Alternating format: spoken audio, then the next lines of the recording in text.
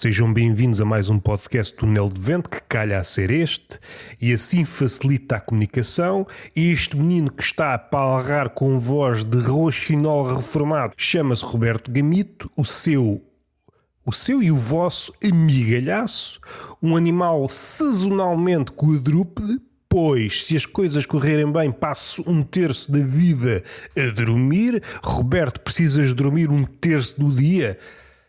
Precisar? Não sei, porque a ciência também não se abalança. Todos os anos há um médico que diz: são 8 horas. Não, 8 horas é demais, 7. E depois há os empreendedores, não precisam dormir, precisam é de morrer. Porque o homem faz-se em relação à morte. E nesse aspecto o empreendedor tem toda a razão. Daí para a frente, churrilho de bacuradas. E é alguém que diz um churrilho de bacuradas. É preciso gabar este aspecto na vida do homem sem gaguejar. Uma pessoa às vezes está certa daquilo que vai dizer. Eu amo-te, eu apaixonei-me por ti, eu quero percorrer com a língua todos os trajetos do teu corpo. Nós temos isto cá na cabeça. Agora verbalizar. Era o verbalizavas? Uma pessoa atira-se para a frase, quer fazer um brilharete poético, quer destrancar a mulher. Vamos lá ver uma coisa, é para objetificar? É, mas literariamente. E isso... Perdoem-me, uma achega semifeminista, aí podemos objetificar a mulher à vontadinha. A mulher, talvez o homem também, há sempre esta achega inclusiva, mas descartemos a achega inclusiva, vamos focar o olhar guloso na mulher figurada, aí podemos assediá-la à vontade. A mulher que nos está a servir de cobaia é uma mulher de fumo, impalpável. Se quiserem, podem colher aspectos. Se não vos servir, deixem estar as bagas da metáfora na mulher de fumo. Vamos respirar fundo. A mulher faz-me recordar aquele conto das Mil e Uma Noites, que por acaso acho que nem é das Mil e Uma Noites. São as histórias apócrifas das Mil e Uma Noites que foram ali inseridas a martelo. E aí se explica uma das primeiras vagas dos literalistas. Isto diz que é Mil e Uma Noites, tem de ter mil e uma histórias. Mas eu ia dizer Roberto, certamente houve um Roberto nesses tempos antigos. Roberto, só temos 100 e tal histórias, não faz mal, arranjem-me histórias. E depois a malta andava aí a conquistar cidades em busca de histórias e a violar, ficava de caminho, violava mulheres e catava histórias, até que conseguiram encher aquilo, não chegando às 1001, não sabendo que 1000 em árabe quer dizer muitos. Se os árabes não sabem que 1000 em árabe quer dizer muitos, depois sou eu, volvidos estes séculos, que ando aqui a intrometer o bedelho. Nada contra. Eu sou muito profícuo na arte de meter o bedelho. Se eu pudesse, era meter o bedelho de manhã à noite. É uma espécie de rodapé arisco. É isto que eu ponho no currículo. O que é que o senhor faz nos tempos livres? Ponho o bedelho ariscamente. É o primeiro que encontro em muito tempo. Pois, eu sou um animal raro. Mas isto para dizer o quê? Aquele episódio do Abre-te Sésamo. E eu suspeito que o homem é isso que tenta fazer com a sua lábia. Um sedutor é aquele que mais rapidamente arranja um conjunto de palavras que significam isso. Diante da mulher diz um conjunto de palavras e ela abre-te sésamo, e a partir daí o resto já vem nos livros, já vem no cinema e já vem na imaginação masculina, que é regada a testosterona.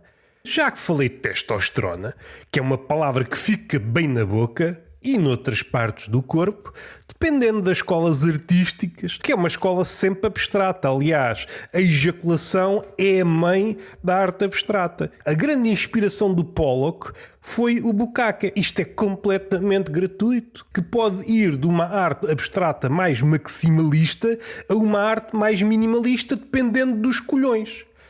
Roberto, o uso da palavra colhões não é desajustada, não vai baixar o nível. Ou vocês obrigam-me a usar a cartada do Rabelais. Tem não sei quantas páginas a adjetivar colhões. Grande exercício de escrita criativa. Uso uma vez não, que agora vou utilizar várias vezes. Esta já é a terceira. Colhões, pelo menos. E se for preciso, utilizo mais. E vocês, logo com a vossa empáfia de pronto a vestir, incham o peito. Não vão pelos ares, porque a imaginação não nos torna mais leves. É esta a ideia que eu quero para mim. Volta e meia, num momento de fraqueza, repito para mim mesmo: A imaginação torna-nos mais leves e suba a balança e eis que a balança não percebe nada. A balança que faz parte da escola dos literalistas. E é aí que eu pego na balança, agora voa. E a balança, mas as balanças não voam. É mesmo isso, minha amiga. É mesmo isso. A sedução é uma forma de dizer abre de sésamo. Aqueles mais calejados, aqueles mais experimentados, aqueles mais talentosos na arte, rapidamente chegam a essa frase. Teoricamente, cada mulher tem uma espécie de frase ou um parágrafo para abrir o coração. Abre-se toda, é como uma espécie de cidade muralhada que abre o portão e diz: faz favor, vem ver o meu comércio. Eu não quero dizer nada. Suspeito que não tenho mais nada para dizer. Vi um filme, vi uma série. Quais foram? Não me apetece dizer. Não me apetece dizer porque vou transformar isto num podcast cultural. E tudo o que tiver a ver com a cultura, não contem comigo. Fui à Feira do Livro em Lisboa, fui às marchas aqui na minha zona, e o que é que me apetece falar? Isto já se tornou uma espécie de tradição. Sempre que vou à Feira dos Livrotes, faço uma espécie de relato.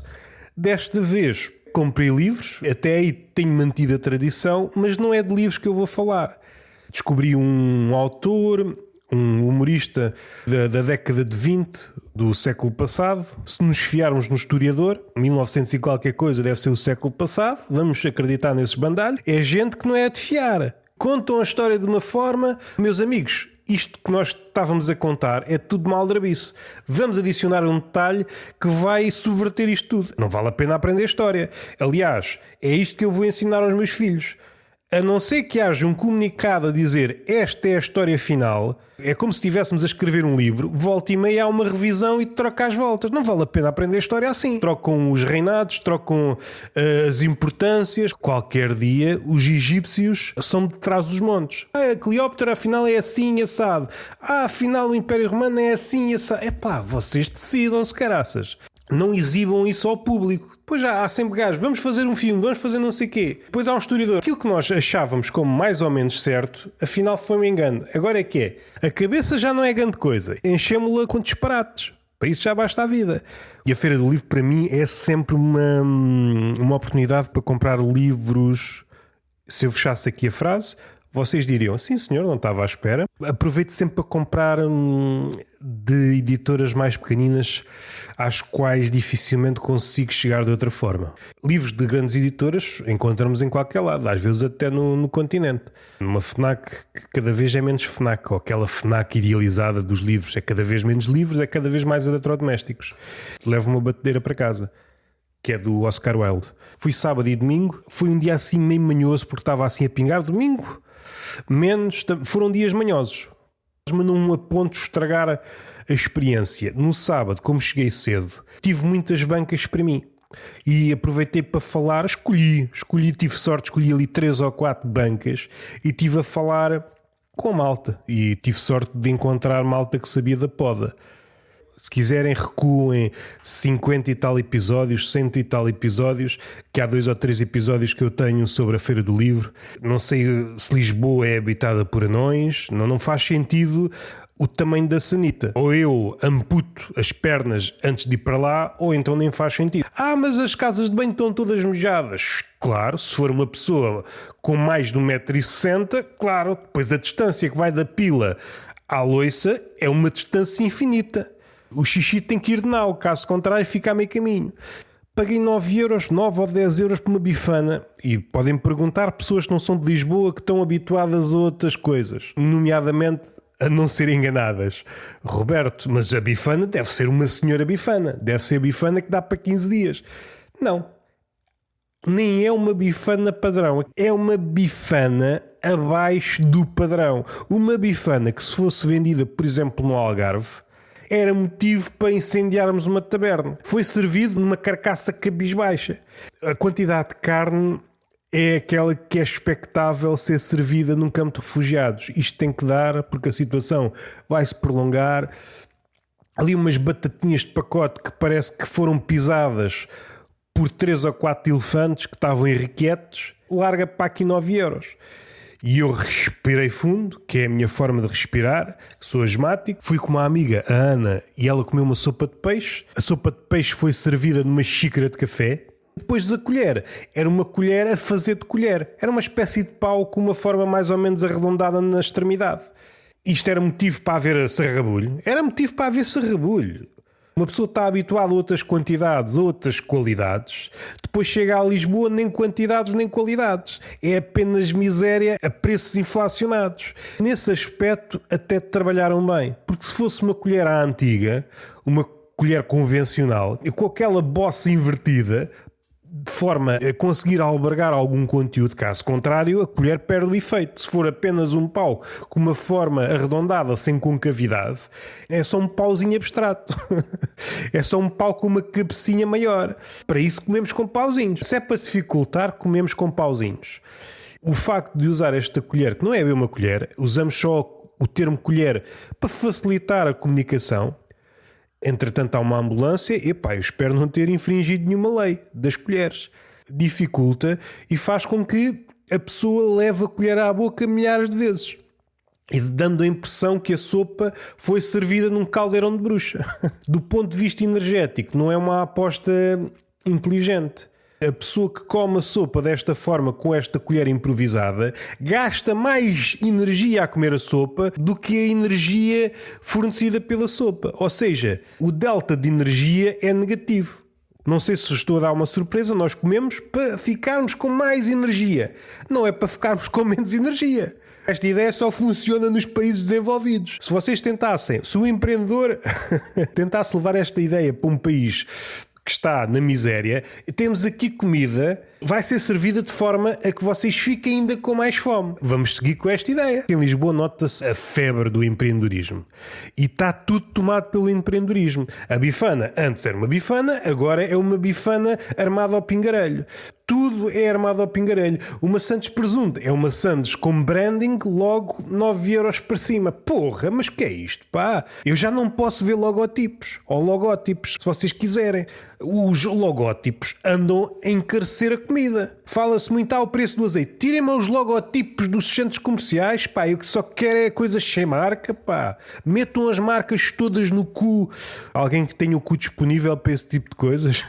É o fetiche. Quer levar com marcas no cu? Opa, leva com marcas no cu, pá. O livro, pelo menos durante algum tempo, foi a tentativa de fugir à pressão dominante dos tempos. Neste caso é o capitalismo. Esta feirazinha de empreendedorismo, fazer de conta, a banca ou o livreiro ou o editor ao entrar neste jogo, qualquer banquinha é para aí de 2.000 euros, uma coisa assim desse género, para estar aqueles dias na feira.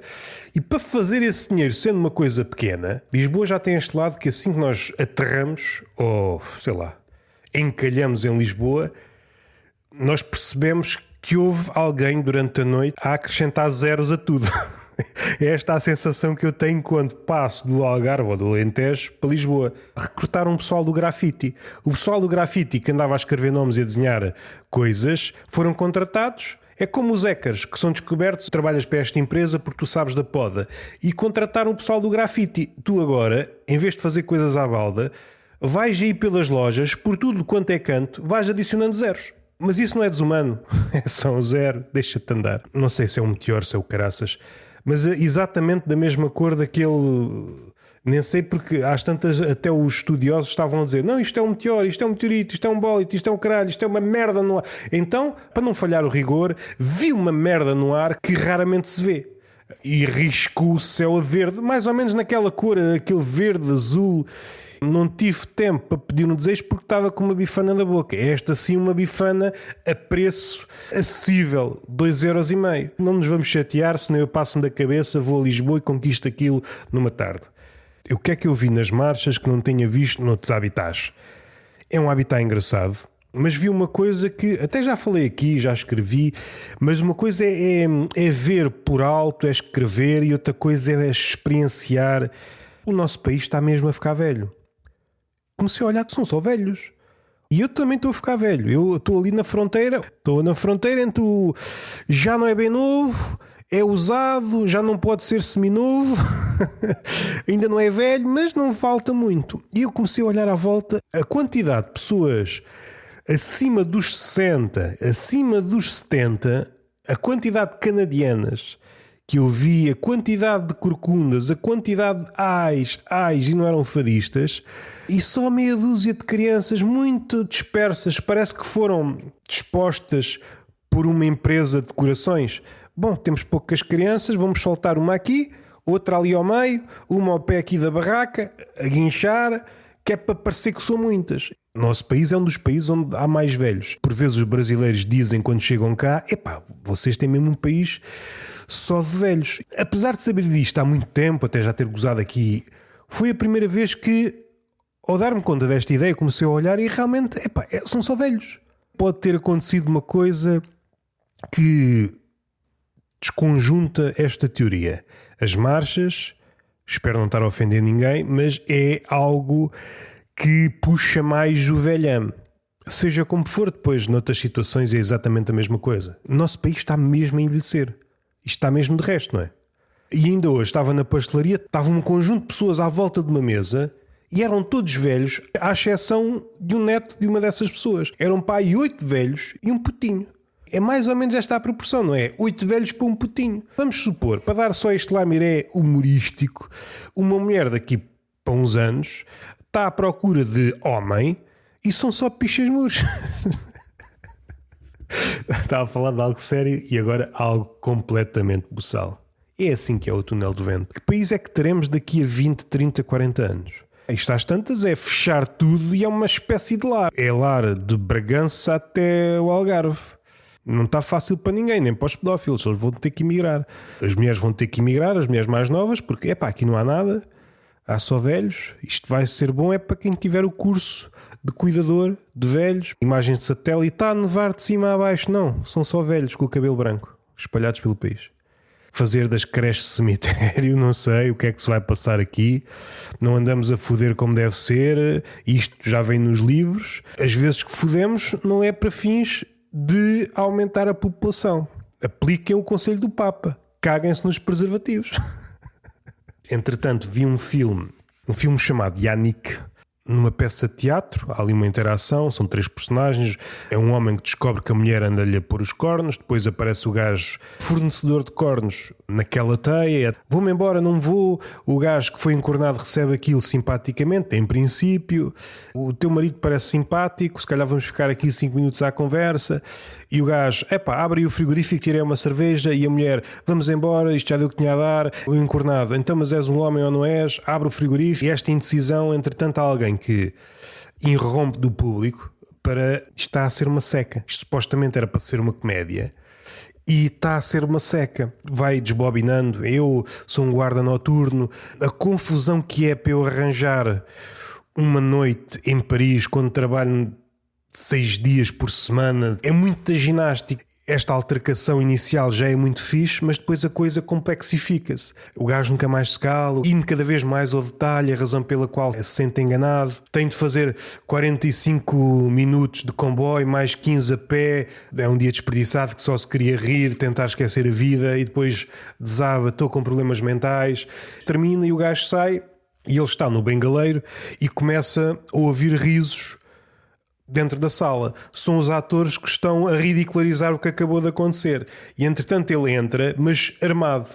E decide, não, eu agora vou mudar isto. Eu agora é que vou escrever uma peça que me faça rir. Vai interagindo com a plateia. Alguém tem um portátil, dão-lhe um portátil. Depois mais à frente pede uma impressora. A senhora do bengaleiro vai buscar a impressora. Um dos atores consegue-lhe tirar a arma. Parece um bombeiro que pensa que o ator que tem a arma é o bandido e dá-lhe com um extintor nas costas. A arma volta outra vez para o gajo. Escreve a peça com uma data de erros ortográficos. Há ali um silêncio muito tenso ao início, quando o gajo que é guarda noturno começa a escrever, porque pede um cigarro, é para me inspirar, e percebe-se que aquilo não vai andar ou demora muito até andar. E há um silêncio, seja no gajo que está a fumar, o gajo que tem a arma, nos 3 atores que estão num canto do cenário a pensar... Está aqui um gajo do público que subiu a palco armado a escrever uma peça e o público tudo num silêncio raia ali o brilhantismo. Depois o gajo começa a escrever, etc, etc. Consegue imprimir aquilo, etc. Dá os papéis, vai ensaiar um bocado e enquanto os gajos ensaiam em cima de palco vai interagindo com alguns elementos do público. Envolvidos uns tempos, fazem aquilo, E até se percebe, olha, aquilo até funciona. E o gajo que está afastado do palco está a se emocionar. É como se a vida dele tivesse toda a falhar nesta conspiração de detalhes. A coisa realmente estivesse a funcionar, o que era totalmente improvável. Alguém que não tem informação nenhuma, que diz, há uma tirada muito engraçada, isto não é arte ou não sei o quê, e depois alguém, a arte é subjetiva. E o gajo, tenha calma, senhor subjetivo. Nesse momento em que ele reconhece aquilo funcionou, seja pela tensão, também se deve muito a isso, a tensão acumulada, qualquer coisa iria servir. Nesse momento em que ele percebe que conseguiu fazer qualquer coisa, estou a falar do Guarda Noturno, e até os atores compreendem, olha, isto até funcionou. Isto até tem algumas coisas engraçadas. E é neste momento que vemos uma equipa de polícias, a entrar, e é nesse momento que o filme acaba. É o suficiente para percebermos que é um filme que não é dos Estados Unidos. Caso contrário, o filme ia continuar de ir para a frente. A parte, se calhar, mais emocionante do filme seria o pessoal a entrar aos tiros, matar não sei o quê, e cadeiras no ar e coisas do género. As percepções podem mudar rapidamente. Para o gajo que estava armado, tinha sido um dia espetacular, porque conseguiu dar a volta e fez o improvável, mas estava a segundos de assistir a uma carnificina e se calhar até ser morto, sempre aliados de qualquer coisa que pode entrar pela nossa vida adentro. É um filme francês muito fixe. Dos últimos meses, o melhor filme que vi. E está feito. Beijinho na boca, palmada pedagógica numa das nádegas. Entretanto, saiu um Cancan, saiu um Tertúlia de Mentirosos com o Jorge Catarino. E este foi mais ou menos sério. Voltamos com o humor do costume na próxima semana. Beijinho na boca.